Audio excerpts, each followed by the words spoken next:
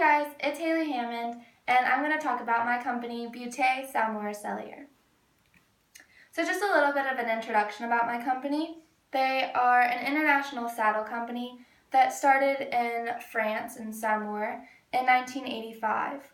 The first saddles were exported in 1986, and they are now sold in Europe, America, Asia, Africa, the Middle East, and Oceania. They were bought by a company called Leather in Motion, or the Limb Group, which we'll talk about a little bit more in the presentation later on.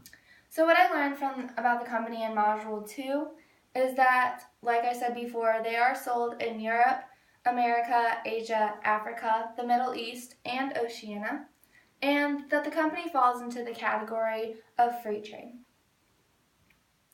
What I learned about my company in Module 3 is that it operates in the US and the EU trading blocks, and this is because the equestrian industry is heavily populated in these areas, in these parts of the world, so it makes sense for them to operate in those trading blocks. At the end of July 2018, they were purchased by a larger company known as Leather in Motion Group, or the Limb Group, and they own a few other high-end saddle companies like Devoucoux and CWD, as well as other parts of the saddle making process. So they own a saddle tree company, which is a part of the saddle that goes inside. They were purchased by Limb because they were in need of investment to retain its level of excellence. So Beauté wanted their employees to stay satisfied and stay happy, and then they also, most importantly, wanted their customers to stay satisfied with the products because they are known for such a high level of saddle and a high level of excellence in their products. They wanted to be able to take the company to the full potential. They wanted to sell it to an investor and get a little bit more cash flow so they can just build the business and let it grow to where it's supposed to be. And they chose Limb because the Limb Group was already a part of the equestrian industry, so they understand and they know the importance of the quality and the products that are put into this, the making of the saddles, and they understood.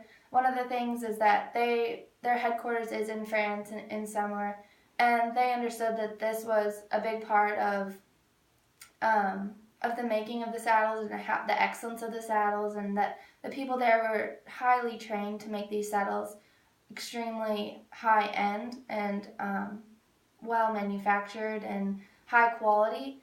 And so they actually, when they bought that, they kept that headquarters there and they didn't change that, and they're going to use those people to train the other people to make the other saddles in other areas when they start to expand more. So a little bit about the culture environment of Beauté. Basically, it's the equestrian industry. Not a normal citizen is not going to go buy a saddle, let alone a Beauté saddle. They're a very high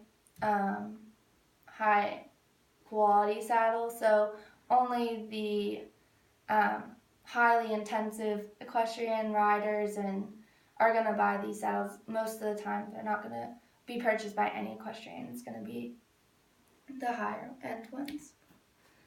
And lastly, I think that Beauté should expand to Brazil.